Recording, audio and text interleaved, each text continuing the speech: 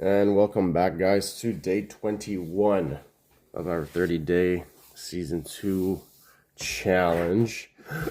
We got so much packs left, and we've only hit one decent card out of both months.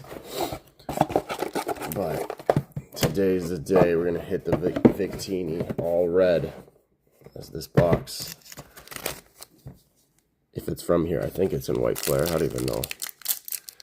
But let's see what the universe has in store for us in today's episode.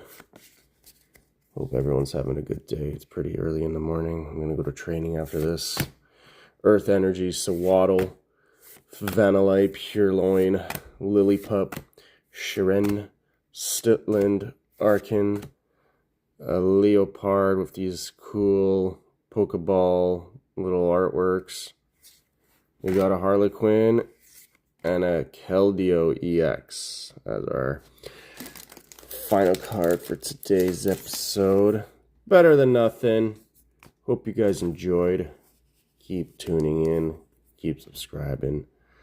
Leave whatever you want in the comments to know what's to come moving forward. All right. Take care all. Peace.